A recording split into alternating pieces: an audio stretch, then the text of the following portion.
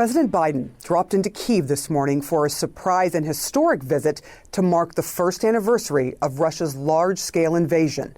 You can see him being received by President Zelensky and First Lady Zelenska this morning. It's the only time in recent history that a sitting U.S. president has visited an active war zone that doesn't feature a large U.S. military presence. Today, the two took part in a wreath-laying ceremony at Kyiv's Memorial Wall and visited a plaque installed to mark Biden's visit in the Walk of the Brave in Kyiv's Constitution Square.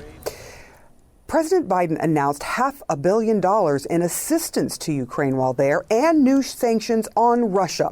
In a press conference, both leaders extolled the virtues of their relationship and Ukraine's fight for freedom. This is really the most important visit in the whole history of the Ukraine-US relationship. This is a visit at this most difficult period for Ukraine, when Ukraine is fighting for our own liberty, for the liberties of the world. And this underlines the results that we have already achieved and what sort of historic achievements we might gain all together with the whole world, with the United States, with Europe. Freedom is priceless. It's worth fighting for as long as it takes, and that's how long we're going to be with you, Mr. President, for as long as it takes. We'll do it. Thank you.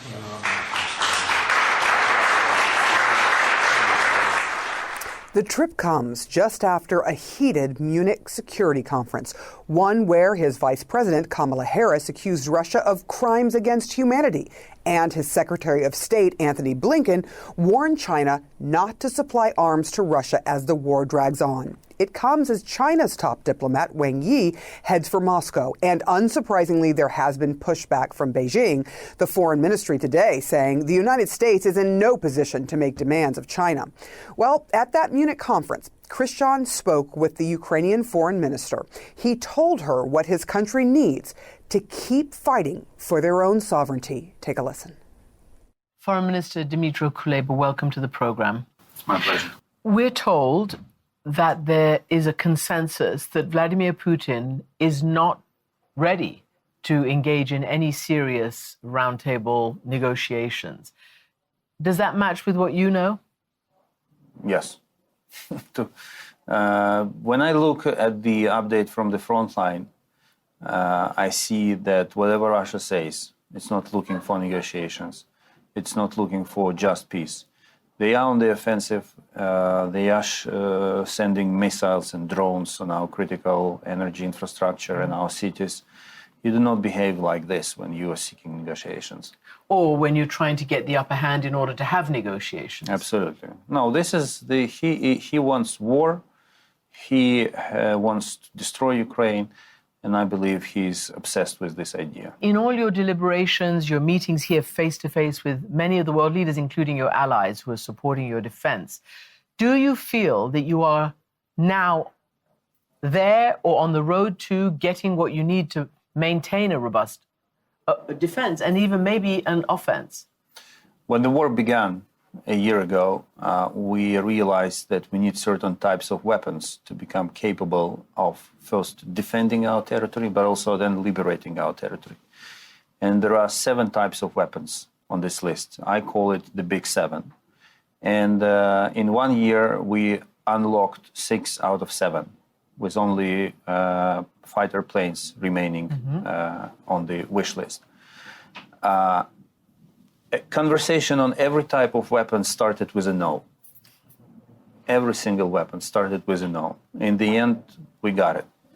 So if you look back at history, of course, we got almost everything that we asked for. And it required a huge evolution in many capitals, including in DC, in Washington. So if the word of 2022 for us was weapons, the words for 2023 are speed of delivery, and sustainability. Everything that has been pledged has to arrive on time to be relevant. It's important, it has to be relevant for the purposes of our victory.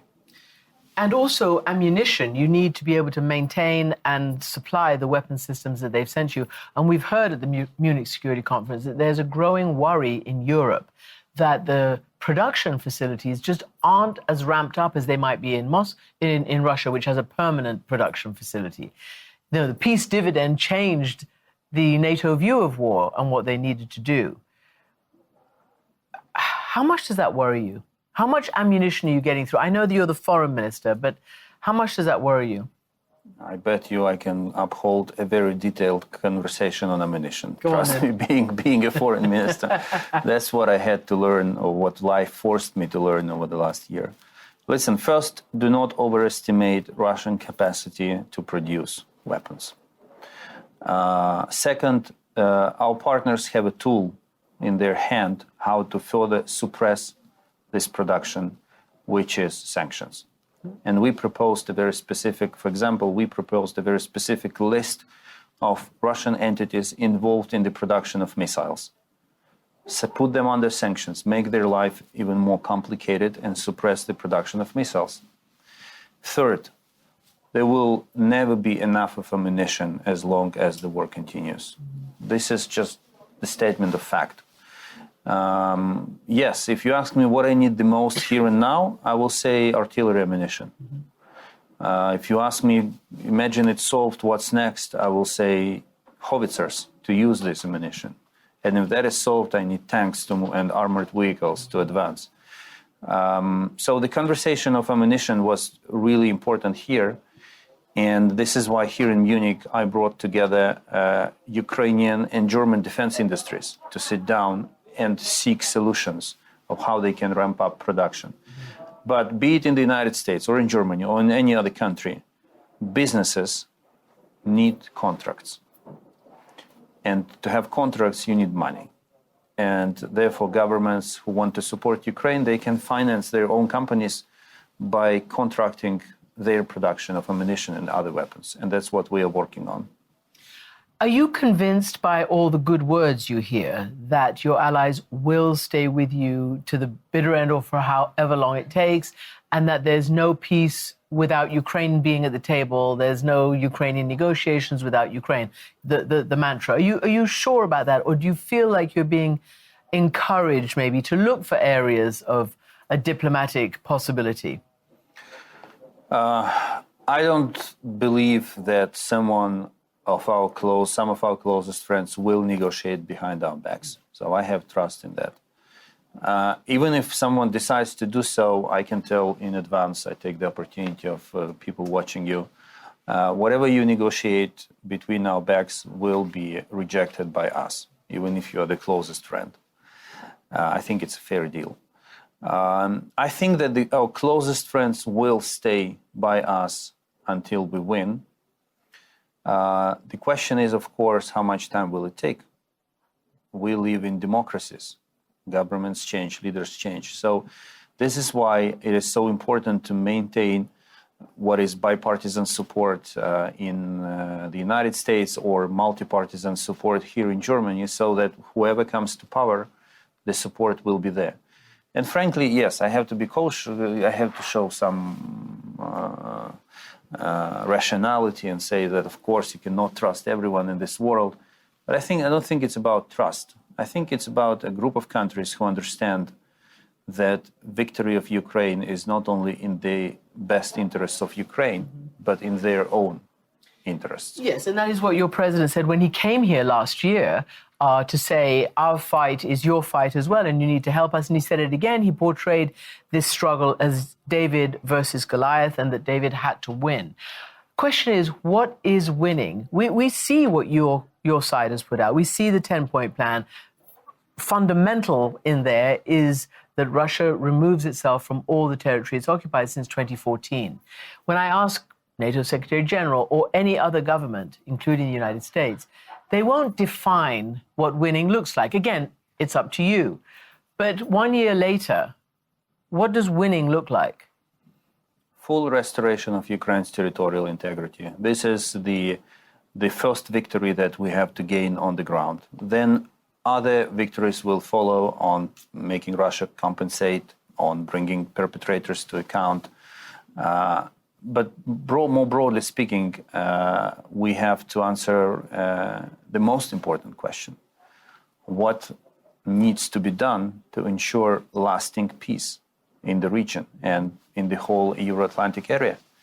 And this question has two answers. The first half of the answer is that Ukraine has to become a member of EU and NATO. And the second is Russia must change. And this is the most intriguing debate that has to unfold what to do with Russia. Well, what to do with Russia? Definitely something. Something needs to be done. Russia cannot stay as it is now because it's full of aggression, it's full of revanchism. I'm not necessarily saying that it's something that we outsiders have to do with Russia. I think the people of Russia themselves have to start thinking what needs to be changed for their normal life to be brought back to their daily routine. It's a complicated issue. There are no easy answers at this point. But what I'm trying to say is that in the end, lasting and enduring peace is possible when Russia will not be posing a threat. You have said that it's a good deal what you have with your allies, that they supply you with the weapons so that you do the fighting and they don't need to fight. Do you think that message has got through? Do you think they think Ukraine is their existential threat as well? Russia is their existential threat. I mean, Ukraine yes. is definitely not their existential threat. A Ukrainian defeat. It depends on whom you are talking to, but one way or another, yes, they understand it. Because whatever the price of supporting Ukraine is, the price of fighting on your own, yourself, will be much higher. One thing is to send a tank to Ukraine, and it may be a difficult decision to make, but one thing is to send a tank, another is to put a young boy into the tank and send him to die for another country. And I would like to reiterate once more that we never ever asked for foreign boots on the ground in Ukraine. And this is why I call it a fair deal. Unlike so many countries who are calling the United States to step in, to come and save them, we said we know how to save ourselves. Give us the David's sling, so to say, to defeat the Goliath. You have been talking not only to your friends, but to some who are not quite friendly enough. I assume you've been meeting with Chinese ministers, maybe with Indians if they're here, I don't know. But there is a group called the Global South that is not on board, as on board. Brazil, etc., South Africa even. Do you have any realistic hope of getting them on board with with you? And can you tell us anything about where the Chinese stand? In the broadest terms possible, I believe that coalitions have been formed and will stay until the end of the war. The more successful Ukrainian partners will be on the battleground, the more kind of leaning and movement and drifting we will see in these coalitions. But this is in the broadest terms. There is no universal description of neutrality in this situation, because every country is different. There are 50 shades of neutrality, if I may put it this way. One country votes for us in the United Nations, but doesn't provide any practical support.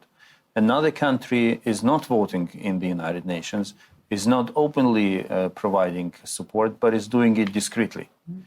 So I don't think there is kind of one umbrella that you can put all of these countries under it.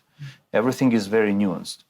We have certain red lines, and we are very clear about it. There are two of them.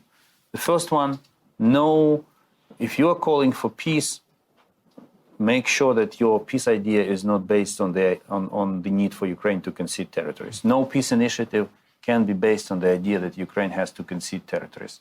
We've been there, we've seen it, it doesn't work. The second point, the second red line, do not provide support to Russia, be it weapons or circumvention of sanctions or anything else. because Russia is the aggressor, and and Ukraine is exercising the right of self-defense. This is why Ukraine has the right to receive weapons, and Russia doesn't. If these two red lines are met, I think there is a lot of space for cooperation. Does it hurt you, especially after this whole year and your very eloquent defense and, gathering this coalition of support, that countries, actually, many of them buy Russia's narrative? At least they say so, that it's because of the West and because of Ukraine that there's food poverty around the world, that there's inflation, that there's energy problems around the world. What do you think when the South Africans or the Indians or whoever they may be say that to you? That it's your fault and it's the West's fault? I've been in this business for a while, and I don't think anything can hurt me in diplomacy. But when I face countries like this, I know one simple thing. In the end, it's only our victory on the battlefield and on the diplomatic arena that will make them change their position. I tell you, I give you 100% that the same countries who are preaching neutrality and all this kind of thing, and or endorsing Russian narratives one way or another, many of them will be reminding us years after how actively they supported Ukraine, and that they always stood by the principle of territorial integrity. They will always remind us of that, and that they were never buying Russian narratives.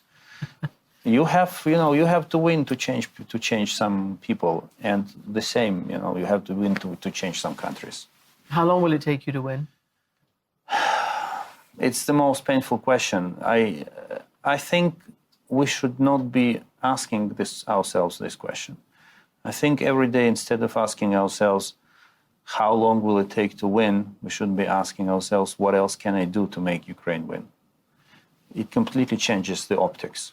Because if you ask the first question, in the end, you get wary, you get tired, right? It's okay, it still goes on. But if you are committed to success, it actually motivates you. It moves you, drives you on. It moves you forward. And we did succeed in changing very important optics sometime last year, because if you see what leaders were saying in the beginning of the war, they were mostly emphasizing that Russia must not prevail in Ukraine. And we were saying, no, this is wrong optics. To get your policies and decisions right, you have to say Ukraine must win. And now you're hearing more and more of that. These little things, they really have an impact on what kind of decisions are being made, on what kind of policies are being. So the same here. Secretary General, welcome back to the program. Thanks so much for having me. So let me talk about Russia, because everybody's talking about somehow this war is going to have to end around a negotiating table. Do you see any sign that Putin is willing to discuss in good faith at this point? No, we see no sign that President Putin has changed his ambitions in Ukraine. We see the opposite. He's not planning for peace, he's planning for more war, for new offensives. And he has mobilized hundreds of thousands of new troops. He's setting his economy more and more on a war footing. And then he's reaching out to other authoritarian regimes like Iran and North Korea to get more weapons. So the only response we can give now is to step up our support for Ukraine. So can I just ask you, what does your intel show? Because last year everybody was very clear, Russia is going to invade Ukraine this time last year. So what is Russia doing on the border with troops on the ground, with hardware, with aircraft or anything like that you can see that it's planning for a much vaunted spring offensive? So what we see is that they are, first of all, they are launching offensive operations already. What we have seen around Bakhmut and also other places on the Eastern Front are actually offensive operations. And whether this is the big spring offensive or whether it's just a kind of prelude to that, it's a bit hard to tell. But they are pouring in more and more troops and more weapons. We also see that, of course, the Russians, they have lower morale, they have not very good equipment, they have bad leadership, bad logistics. But what they lack in quality, they try to compensate in quantity because they have mass. So human waves of cannon fire. And that happens again, as it has happened, and that's also the reason why they suffer so high casualties, and it's really it's big numbers. But of course, if you don't care so much about the loss of human lives, then you just throw in more and more. And as we also know, of course, is that many of them are convicts, people that have been recruited in the prisons. So of course, this is a very special form of warfare. Warfare we haven't, in fact, seen since the First World War, throwing just waves of people on the defensive lines of the other part. But this is what is happening in Ukraine. Wow. 2023, like World War I, 100 years ago. Do you think, I think you probably don't think this from what you're saying, that Russia has learned and fixed the problems that has led to what many say is a debacle for Russian forces over the last year? Has it fixed any of these problems? They're not fixed all of them, but of course they learn some lessons and they're changing their tactics and the way they operate, but they continue to struggle with low morale. That's not something you just can fix. I mean, we speak about an invader who are sending people into another country to try to occupy, and then of course it's always hard to keep a high morale. And if you recruit a lot of convicts and then put them on the front line just a few days or weeks after you have got them out of a prison camp, then of course you don't have high morale. They are working on logistics, they are working on equipment, but of course they are dependent on a lot of old equipment, old ammunition. So yes, they have some well-trained forces, but even the well-trained forces have not proven to be very capable on the battlefield. But again, mass matters. And as the general says, quantity has a quality in itself, and that's the reason why we just need to not underestimate Russia. Right. But, okay, but all the speeches at the Munich Security Conferences, including from yourself, have acknowledged that actually this side, your side in Ukraine, is also running out of massive ammunition. So this, you'd think, would be a window of opportunity while the Russians are still struggling and throwing, as you say, convicts at the fight. But you're not able to jump in and take advantage of this window of opportunity because you don't have enough ammunition. We have pointed out, and we have been transparent about the fact that at the current expenditure of ammunition, the consumption of ammunition is higher than our total production. And of course, that cannot continue. So far, we have depleted our stocks, but at some stage, of course, we need to get more ammunition produced. We saw that actually last fall, because then we saw that this war was moving into a war of attrition, and a war of attrition is a battle of logistics. So how do you get enough stuff, material, spare parts, ammunition, fuel to the front lines? So therefore, we have started to work with industry. We convened them at the NATO headquarters. We had a meeting with all the armament directors from all NATO allies. And now allies are starting to ramp up production. The only way to do that is actually to sign contracts with the defense industry, multi-year contracts, and we have seen that now starting to take place. So now production is increasing, but we need to speed it up. And will it happen in time to meet what President Zelensky says, which is to end this war this year? Wars are by nature extremely unpredictable, so I will be very careful predicting. Nobody knows today how and when this war will end. But what we do know is that the only way to ensure this ends in a way which is acceptable for Ukraine is to provide military support to them. Many wars, and maybe also this war, will end at the negotiating table. But what is happening around that negotiating table is totally dependent on the strength on the battlefield. So if we want Ukraine to prevail as a sovereign nation, and if we want a peaceful negotiated solution tomorrow, then we need to provide military support today. You're saying that as head of NATO, but do all the constituent parts and governments understand that? Because Ukraine has said, we have our peace plan, and that is Russia gets out of all our territory. Are your governments signed up? Do they, I mean, is Crimea included? First of all, I think what we have seen is an unprecedented support from NATO allies and partners. I think But hard. they never defined winning. No, but I don't think it's for me to sit in Brussels or in Munich to define that. I think But the Ukrainians have, but- so I'm but- asking but you whether that... it is for the Ukrainians to decide. They the have conditions. decided. They've said it publicly. But we support them because we need to remember what this is. This is a war of aggression. President Putin, Russia has invaded another country. Ukraine has the right to defend themselves, and that's actually right enshrined in the UN Charter, and we help them to uphold that right. Then. Again, nobody knows exactly how this will end. Maybe it will end at the negotiating table. At least it is for the Ukrainians to decide the conditions. Our responsibility is to support them so they get the best possible conditions. Even in retaking Crimea? Well, again, this is for Ukraine to decide. We provide them with support, and what we have seen is that we have provided them with unprecedented support. I think President Putin made two big strategic mistakes when he invaded Ukraine. One was to underestimate the Ukrainians, the bravery, the courage of the people, the armed forces, the political leadership, but he also totally underestimated the unity and the strength of NATO allies and our resolve to provide support. Do you think that Putin and his men can take Bakhmut? Because we're hearing already from the US that they're not sure that can happen. And do you think the Ukrainians have been strategically smart to focus so much attention on Bakhmut instead of maybe other areas down south, which are equally These important? are relevant questions, but as Secretary General of NATO, I will be very careful to go into those operational details, partly because there are actually some difficult dilemmas to face when you are out there making those decisions. But second, I really feel that I should trust the Ukrainians in making those judgments. They are at the front line. They have, as I say, they are close to what's going on every day, and they are paying the price.